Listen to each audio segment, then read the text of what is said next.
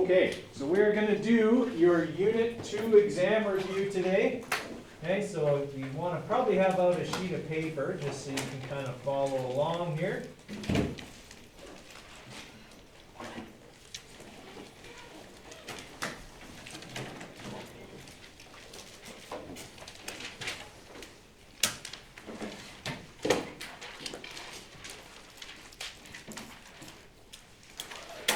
Okay, first thing we went over in this unit was Newton's first law, which can be summed up in one word: inertia.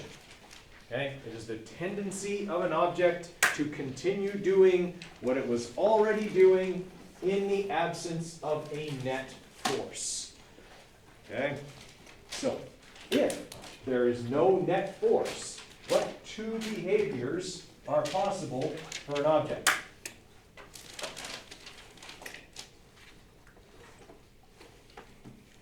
There's no net force. An object is doing one of two things. Traveling, sitting still, or moving at a constant velocity. Exactly. It's either sitting still or traveling at a constant velocity. Were there to be a net force, then the object would accelerate. Okay. All right.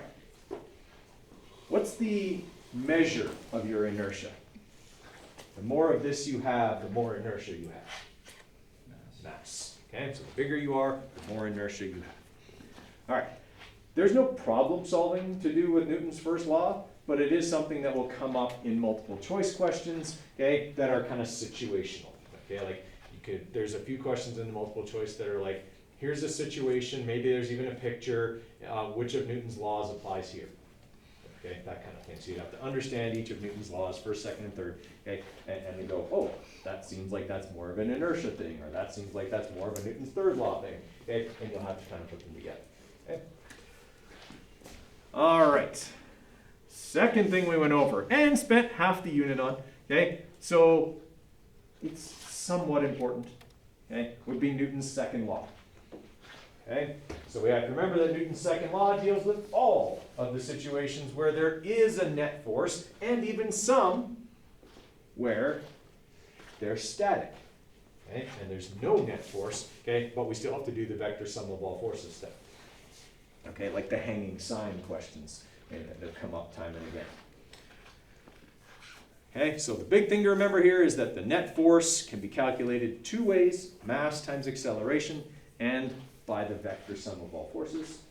And in pretty much every problem we did, we ended up using both. Okay, so it's important for us to know how those work. What's my favorite kind of Newton's second law question?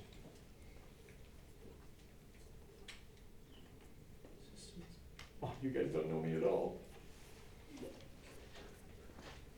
Like the logs ones where there's two separate things we wrote in between. Okay, that's my favorite Newton's third law question. Okay. It's close. It's my favorite Newton's third law question. Inclined planes are my favorite kind of Newton's second law question. Spoiler alert, my favorite kind is on the test.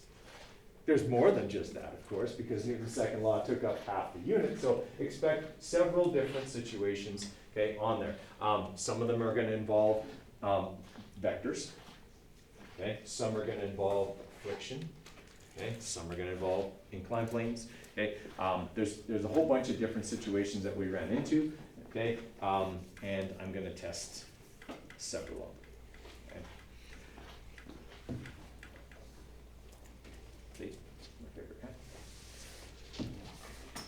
Okay, Newton's third law. Okay, Newton's third law is the action-reaction law. There is a Newton's third law 2-box question on the unit exam.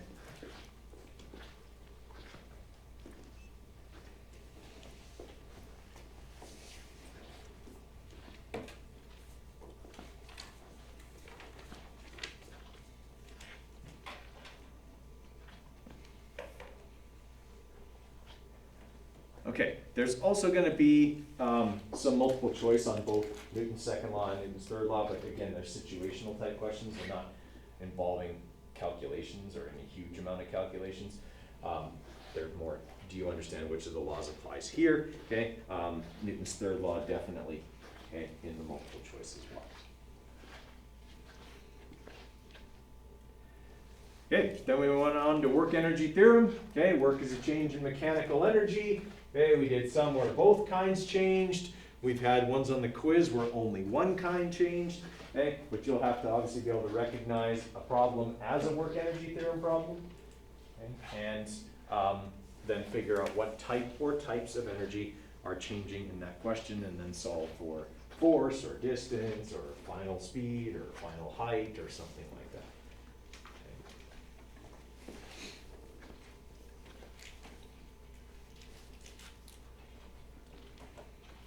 Okay, and then the last thing, conservation of energy. Okay, which, actually, not last thing, power is the last thing, but we're doing that tomorrow. Okay, because there's one question on multiple choice on power. That's it.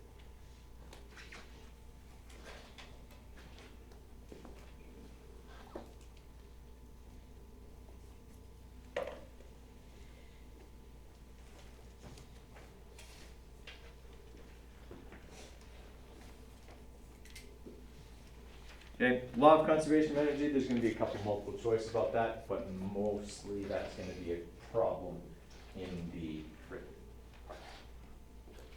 What will the unit test be at? Like how many marks? I'll go over that in a minute. Okay, and then as I said, last thing is power. Okay, we haven't gone over that yet, but basically power is how quickly you do work. Okay, something that is very powerful can do the same amount of work as a less powerful machine, but do it in a lot less time. Okay, case in point, if I want to warm up some leftovers, and I have a choice between a 500 watt microwave and a 1500 watt microwave, which one is going to warm up my food faster? 1500 watt microwave, about 3 times faster.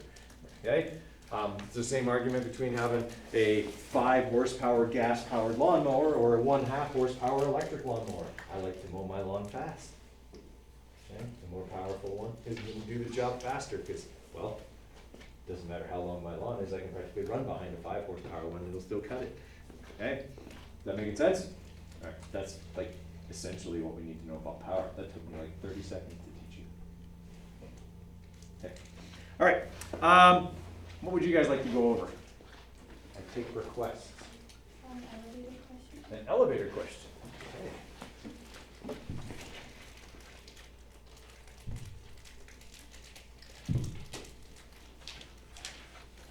How many multiple choice and like? Okay, let's go over that before I take questions then. You guys. Okay, there are 15, 1-5, okay, 15 multiple choice questions. And there are 6 written. Several of the written have a part A and a B, so 1, 2, 3 of them, so half of them have an A and a B, okay? The problems are out of 44, okay, so the six written response items are out of a total of 44 marks, which puts the whole test at 59 marks, which makes it a little shorter than your kinematics test, which I think was 68, okay, something like that, so it's a little bit shorter. Okay, it's about 1 less question. I think your kinematics test had 7, okay? Okay, elevator question. Actually, sorry, I'll give you a little bit more detail here. You guys you're used to that. So in the multiple choice, expect things like what I was saying. There's Newton's first law, second law, third law, situational questions. And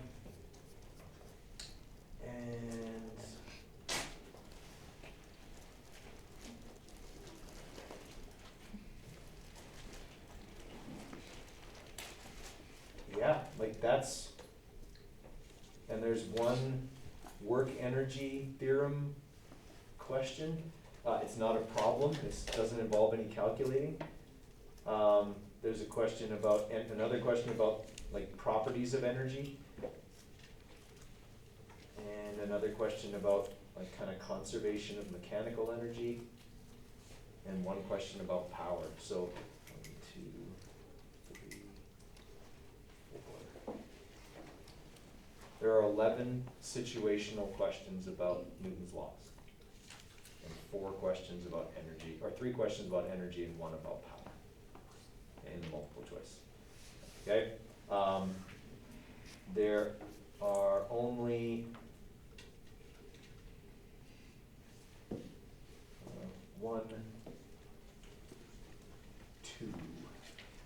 two calculations in the multiple choice, and they are incredibly simple calculations. Okay, like I'm talking, one is addition and subtraction, simple. Okay. All right, and then in the problem solving, okay, we got a friction question, we got the 2-box question I told you would be on there, we've got a vectors and Newton's second law and friction question, similar to one that was on your assignment. An inclined plane, work energy theorem, and conservation of energy. That's your 6.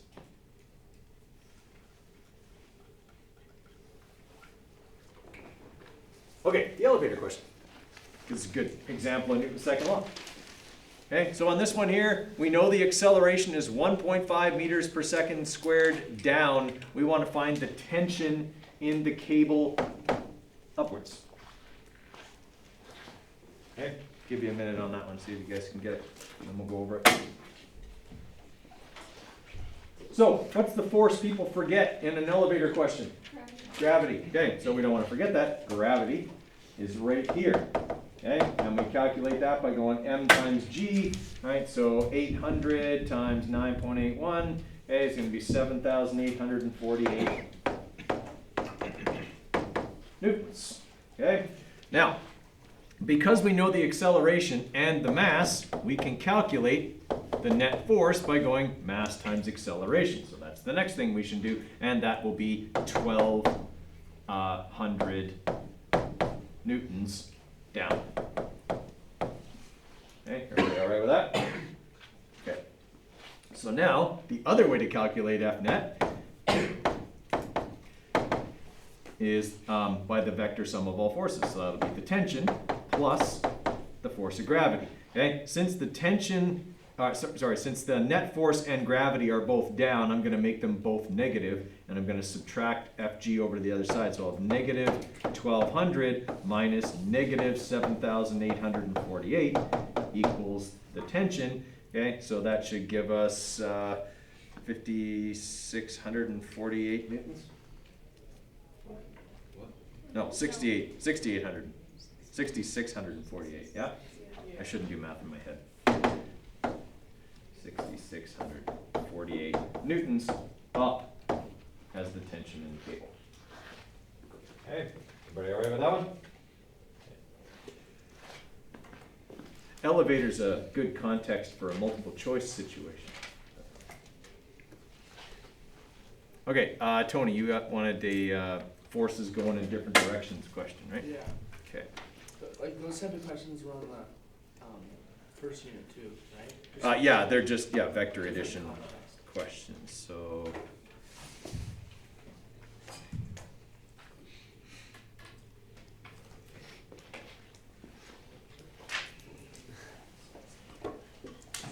this one involves vectors and friction and is similar to a question on your exam. That's mu. That's mu, yep. Mu equals 0.110. Okay, you have an 8 kilogram box on a level surface. It is being pulled by a 95 Newton force directed 30 degrees above the horizontal. The box slides along the table. We want the acceleration of the box. Okay, and you did have one like this on your assignment as well. It did not involve mu, okay, but the one on your test does. So first thing we want to do is identify all the forces that are acting on this box. Okay? Even though it's sitting on a level surface, because there's friction, gravity becomes an important part of this. Okay, so force of gravity here, that's m times g, that's going to be 78.48 newtons. All right? We know there's a force of friction acting backwards. We don't know what it is yet, but we'll be able to get it. Okay? But in order to get it, what force do I need? Normal No. force. Okay, in this situation, is normal force equal to gravity? Yes. No. Okay, why not? Vertical component. Right, the pulling force is angled, and thus it has an upward component that is slightly lifting the box. If you recall, the day I taught friction, okay, I showed you the idiotic way to try and move a desk and then the smart way to try and move a desk, right? If I'm pushing down on it, I'm increasing the normal force and increasing the friction. But if I lifted it, even if I didn't lift it off the ground, okay, if I just lifted a little bit, I took some of the weight off the floor, which means I took some of the normal force away and reduced the amount of friction. That's what's happening here. The box isn't moving in this direction. The box isn't moving upwards. It's sliding along the table horizontally. Okay? Now, that's an important thing for us to know, because that means that the horizontal component of this force, okay, and the vertical component of this force are going to be important parts of the question. Okay, now that force vertical is one of the forces here, along with normal force.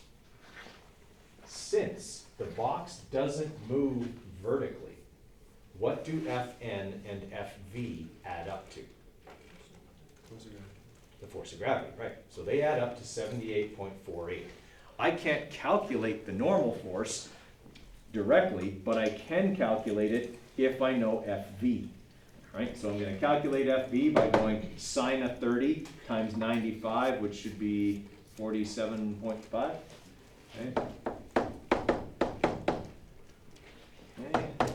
Whoop, I should put that in blue. 47.5 newtons. Okay, so now I can calculate my normal force. Okay, my normal force will be 78.48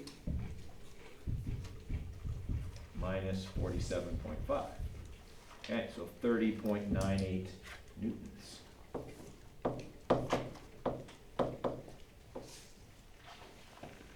Okay, now can I calculate the force of friction?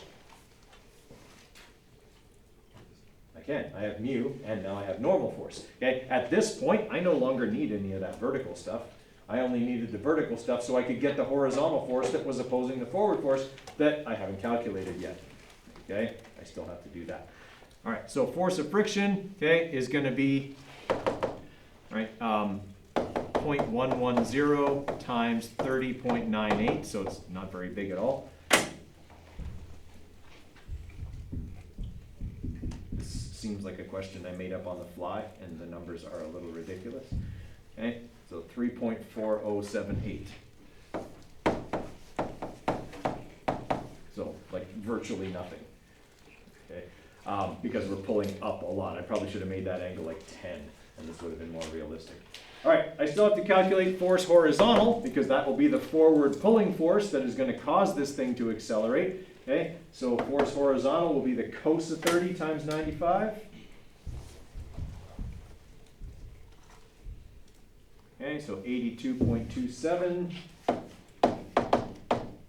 newtons. All right, I calculated every force in this problem now. Now what do I do? You just subtract the force of friction from the F horizontal. Right, I do the vector sum of all forces, because I finished calculating every single force. Okay, these forces here, all the vertical ones, they add up to 0, not important. I separated this one into its vertical and horizontal parts, it's no longer important. Okay, all that's important is force horizontal and force of friction. They are the two that are going to interact to produce the net force. Okay, so F net is simply going to be 82.27 minus 3.0478.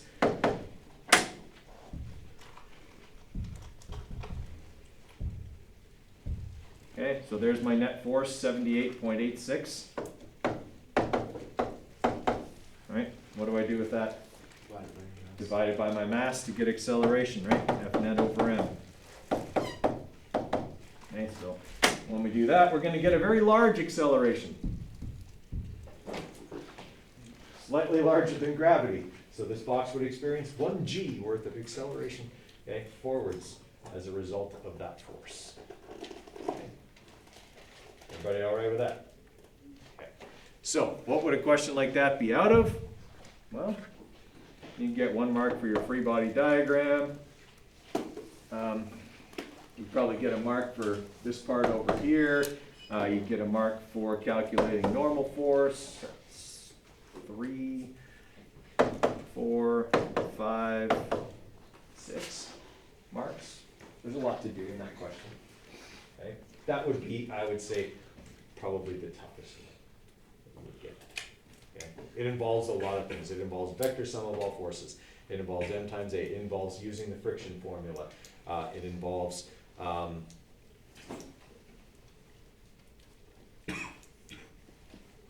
calculating vectors, doing vector components, okay, all of that kind of stuff. So there's a lot in one question there.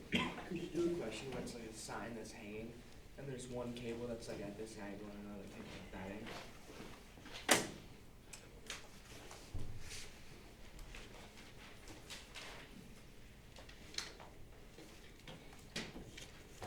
I don't appear to have one like that. I will have to make that up.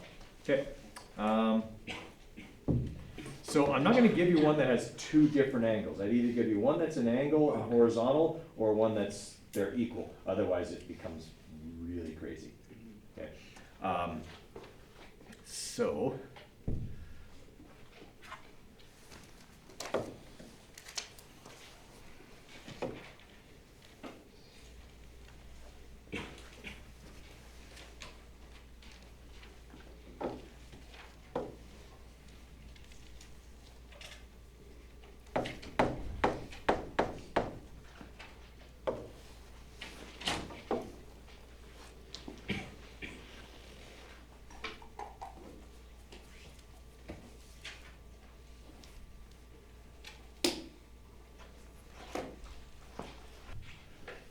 All right, so we got a force of gravity acting down here. Okay, it's going to be 120 times 9.81, which would be 11,772 newtons.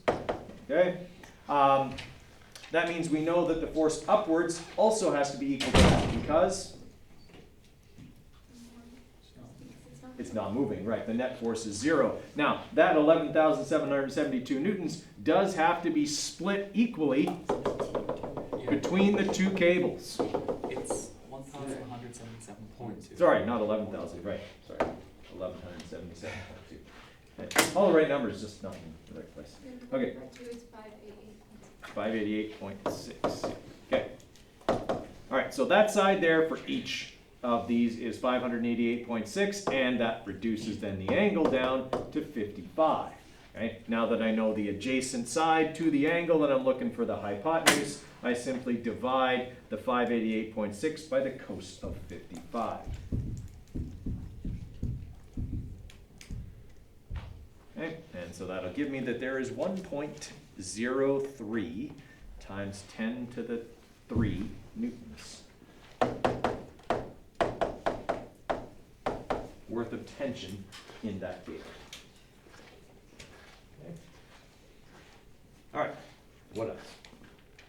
Can we do a box question for nuclear law?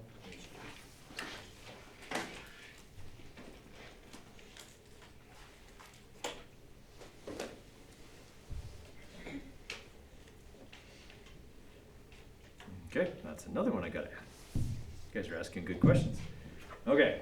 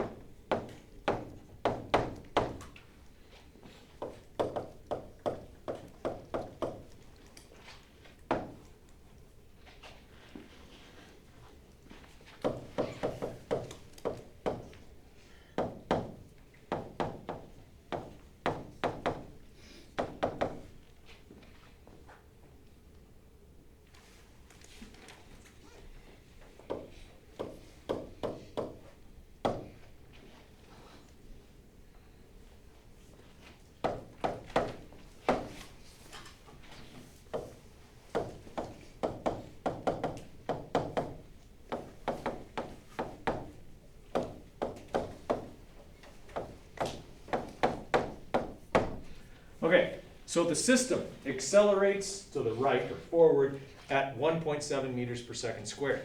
The force of friction on the 12 kilogram box is 65 newtons. I want to know the force exerted on A by B.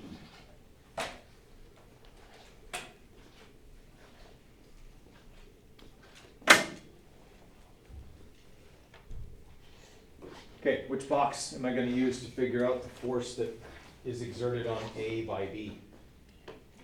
B. Yeah, I know virtually nothing about box A. I don't know the force pushing it to the right, and I don't know how much friction there is. There has to be friction on it because there's friction on B. So there's just not enough information to use A, right? So I'm just going to eliminate A, and I'm just going to draw box B, kind of like this, okay, and just say 12 kilograms. Right, I know that there's a force of friction acting backwards that's 65 newtons, and what's this force? A on B. Okay. How does that force relate to the one they want me to find? It's the inverse. It's equal but opposite to it, exactly. It's the part of the action-reaction pair between box A and B. Okay, what can I find out about the 12 kilogram box right now? F net, I know its acceleration and its mass. All right, so F net is going to be 1.7 times 12. All right, so that's 20.4 newtons forwards. And I'm just going to say positive for now. All right, the other way to calculate net force, vector sum of all forces. F net equals the force of friction plus the force of A on B. I want to get the force of A on B by itself because I already know the force of friction. So I'm going to subtract it over. So I'm going to have 20.4 minus negative 65. That's the thing people would mess up. Okay? They'd have all of this right, and then they'd make that simple signage error, forgetting that forces are vectors, and that if something's acting backwards, it needs to be negative. Surprising, but that's the thing I see happen most on a question like this. Okay? And it shows I totally understood how to do the whole question, and I spaced on this little tiny but very important detail. Okay? All right. So that means we're going to have 85.4 newtons forwards, which means the force of B on A is backwards, and it'll just be 85 newtons because we only have two significant digits. Okay, so the force of B on A will be 85 newtons backwards. Okay, everybody all right with that? All right. I got one I want you to try.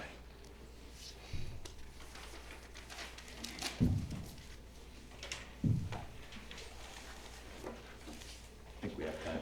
Okay, skydiver jumps out of a plane that is moving horizontally at 120 meters per second. Spoiler alert, I talked about this yesterday. Okay, the skydiver falls 400 meters before opening his chute. What is his speed when he opens his chute? Oh, and the skydiver has a mass of 80 kilograms, in case you want it. Spoiler alert, you don't need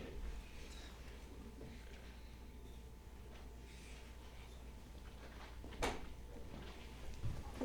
Okay, so with all inclined planes, first thing we want to do is get that internal triangle drawn, okay, because that's going to help us determine what forces are involved and get their values.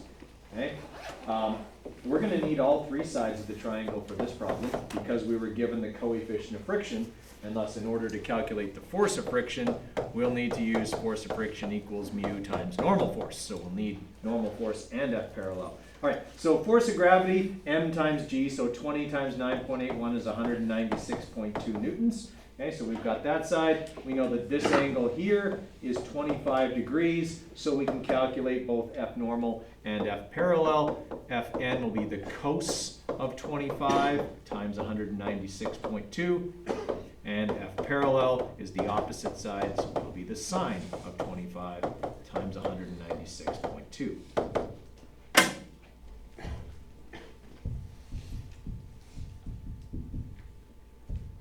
Okay, so 177.82 newtons, and for F parallel,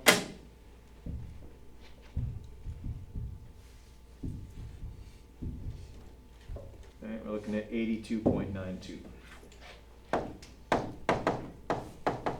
Okay, now I want to kind of finish off my free body diagram. This is F parallel. Its value is 82.92 newtons down the ramp. Friction is acting up the ramp. And I don't know what its value is yet. Okay, can I calculate it? I can. I've got mu and I've got normal force because I just calculated it here. Okay, so force of friction is going to be mu times the normal force, which will be 0.137. Okay, times 177.82.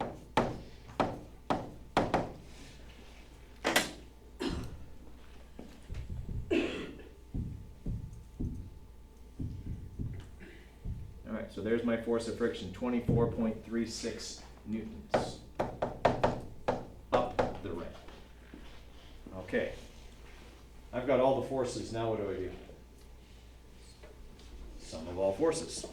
Okay, so my net force is going to be F parallel plus the force of friction being negative because it's acting against it, so 82.92 plus negative 22.36, or sorry, 24.36, maybe you just subtracted, also fine.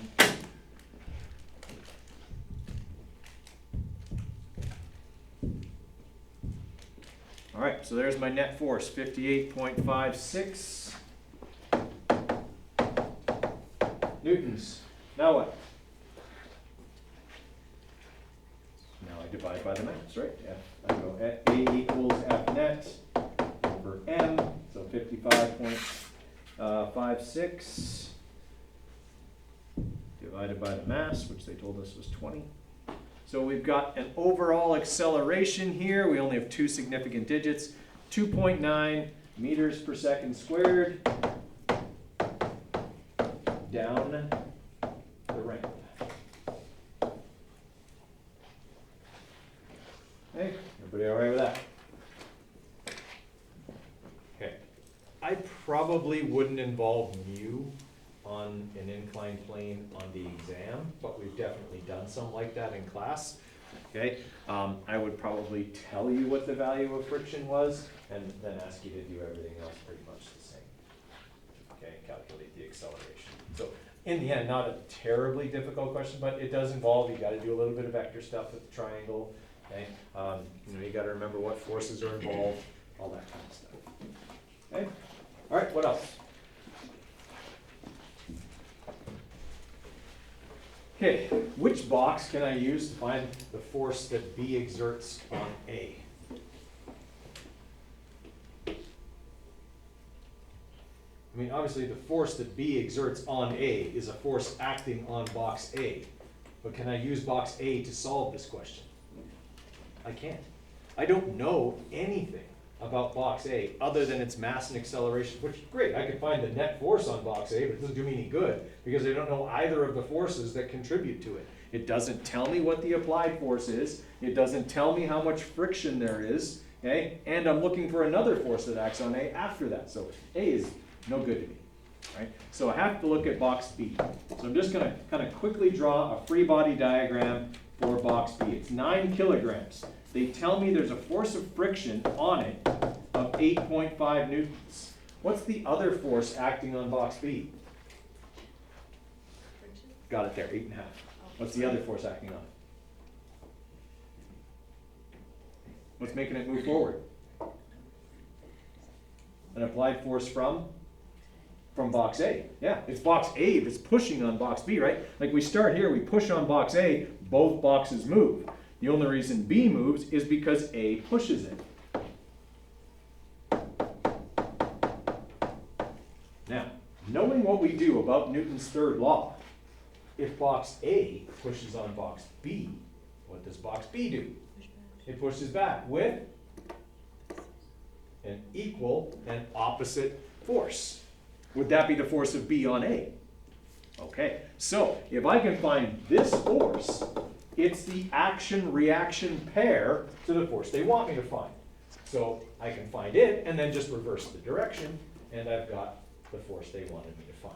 Okay, that's what I have to get out of this question. That's the hard part of the question. Okay, the rest of it is Newton's second law, sum of all forces and m times a. Okay, that's the Newton's third law part of the question right there. All right, so can I find the net force on box B?